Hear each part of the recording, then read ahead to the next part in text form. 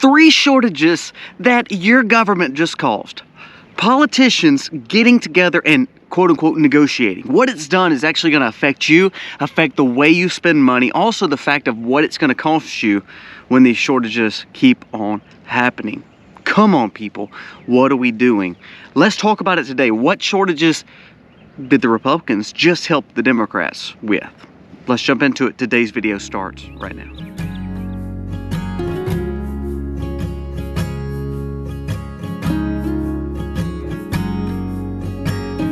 Hey guys, welcome to the Max. Thank you so very much for being here today. If you are new to the channel, go down here, press subscribe, ring the bell, give us a thumbs up. That thumbs up means the world to me, and I humbly ask if you enjoyed this content, give us a thumbs up and comment below saying what your thoughts are on this video. Now, the shortages that we're talking about is dealing with the fact that our politicians are blowing it. Now, first, let's talk about this avoid shutdown push that the Republicans now have negotiated with the Democratic counterparts. Now, here's the thing.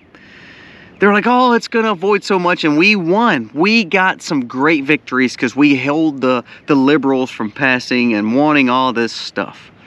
What's not talked about in this averted shutdown is the fact that they are going to drain the Northeast gasoline reserves. Do you realize the more that we take our strategic petroleum reserves down, our safety nets are going to be leaving from there? It's mind-boggling to say you are allowing the liberals and the leftists to push away from petroleum usages. Now, here's the thing. This is the Northeast. That's the most concentrated amount of people pretty much in America, especially in the areas that are so dependent on everybody else to bring the goods to them. You know, we dealt with the Colonial Pipeline issue not too long ago in the South, and it affected a lot of people. However, we still have a lot of other means and goods coming to the southeast part of the United States. The northeast part of the United States, part of this agreement was to basically get rid of the strategic oil reserves and gasoline in the northeast part of the United States. It says House Speaker Mike Johnson said in a statement that House Republicans secured key conservative policy victories. They make you feel like you're winning, you know. But here's the thing. But what neither of the sides mention is that the bill also gets rid of the entire Northeast gasoline supply reserve, which is roughly 1 million barrels, which could serve as a critical cache of energy in the event of another major disaster. Think about the hurricanes. Think about the northeasters that they have with the bad weather. And I know we are rolling into spring, so you're not going to see maybe some winter blizzards. But think about the catastrophic events such as, you know, a major hurricane hitting up there. It hurt the oil, the gas, the movement of fuel, the goods. Well, they're taking that away from you. All because they won some secure victories. That's what Republicans do so well, is they suck at negotiations. Basically, what happens is we may get one thing out of the whole negotiations, and the liberals get about 20 things to our one. And we call it a key win. That's why we have no good, true conservative leaders in Washington. No one wants to stand up for us. Zero Hedge says the entire U.S. 1 million barrel Northeast gasoline supply reserve will be required to be sold and closed by fiscal year 2024, according to this bill. And Zero Hedge has a qualm. It says, I mean, did China write this bill? I mean, why are we putting ourselves in such a dependence on someone else? If I lived in the Northeast, I'd be pretty upset because remember, do you know that like less than 1% of your goods are actually from the Northeast? So that means it has to be trucked in. Well, if all of a sudden you're losing the fact of petroleum to get you out of there or get things to you, then that puts you in a chaotic situation, and next disaster will be unbelievable for you. The government funding bill, 1050 pages, says that the sale of all emergency stockpile of U.S. gasoline should be gone. Now, the question is, who allowed that to happen? The conservatives? They just signed on it? They just signed upon it? What's so crazy is part of the Northeast is Washington, D.C. Part of the Northeast is where our capital is. Where the Northeast is where we've had terrorist attacks before. What are we doing? What are we doing? It blows my mind.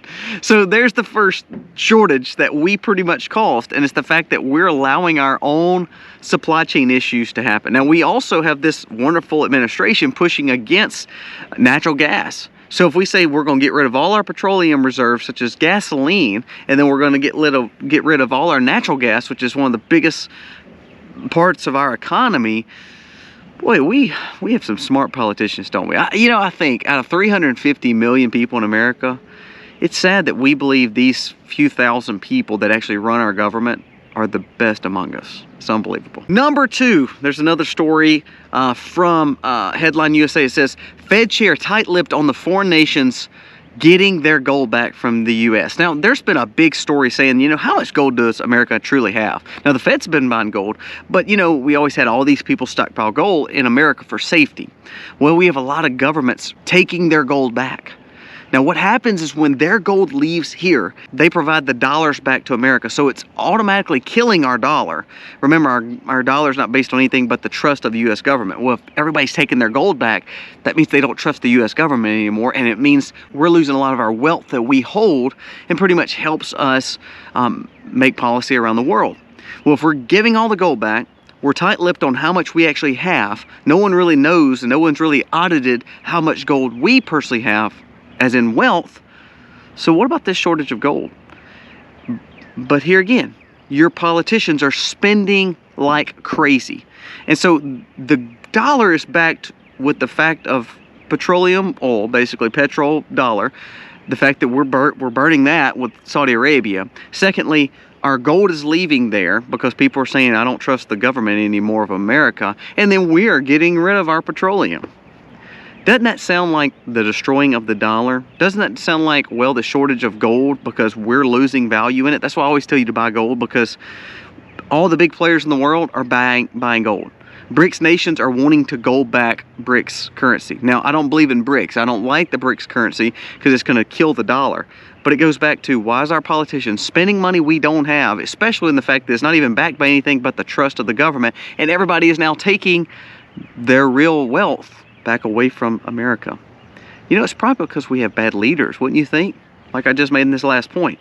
Among 350 million people in America, these are not our best and brightest running our government. And on top of that, most of them should be in nursing homes. No offense to you elder individuals that are watching this content, but you know as good as I do, if you retired at 65 or 70, you don't think you're probably well enough to run the multi-trillion-dollar budget of the American infrastructure and also worry about wars each and every day. Imagine you decide to want to read a book and drink a cup of coffee, not have the weight of the world's problems on your shoulders.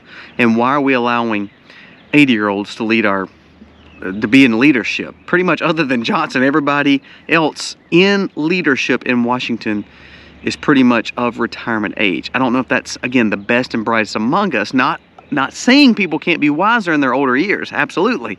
But it comes to a point where when we see these policies not working, when we see the fact that our government is not smart in some of the things they're doing, when we see the fact that we're taking away from our own fuel and our own gold, that probably is not the smartest decisions to be made. So these shortages will affect you because it's true wealth and the fact of transportation and mode of mobility to get around. 95% of America is not driving Teslas and electric vehicles. And if so, our grid is still ran by petroleum, which is funny because they try to push against that, but it's the truth. It's not solar, it's not wind, it's petroleum-based and coal-based. But then again, here we are, we're allowing our own government, the conservatives, to say we won. All the while they're getting rid of our gold and our fuel. Number 3 is a little play on words, so you can get mad at me, but it's going along with these two stories. Number 3 is a loss of common sense and wisdom. We have leaders who are so worried about their own pocketbooks. They're so worried about the here and now to build up their own wealth that they're not looking out for the future of their own generations.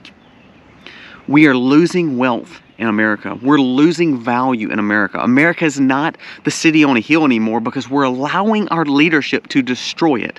We are imploding because of a lack of common sense and wisdom. I say this on both sides of the aisles. Wake up, people. The reason we're like this is because we did not have term limits. We had career politicians worried about their own selves and not about the American people. If you made Congress a part-time job, didn't pay them hardly anything, they were not allowed to get lobbying monies and hidden monies under the table. You made everything term limits. You made the fact of serving the country just like you do the military. They don't make much money, and then on top of that, politicians shouldn't make much money either. If you can send those people to war and not pay them a lot of money, how is it fair that you are able to sit there and become a multi-millionaire and have generational wealth because of money flowing under the table? You shouldn't be the best stockbroker in Washington. You shouldn't be the best multi-millionaire by actually working as a career politician for, you know, $100,000 a year, and all of a sudden you look back 50 years and you've gained $300, $400 million in your nest egg. That's not honesty. So when we have those kind of people leading us, the lack of common sense, the lack of wisdom allows us to go through the shortages that we're going through. So number 3 is the fact that we're lacking leadership. We're lacking wise leaders. I wish that I could name 100 people in our government that are wise. I really don't know if we have those there. That's why I think when we all of a sudden find somebody very wise, we're like, oh my gosh, they're a star.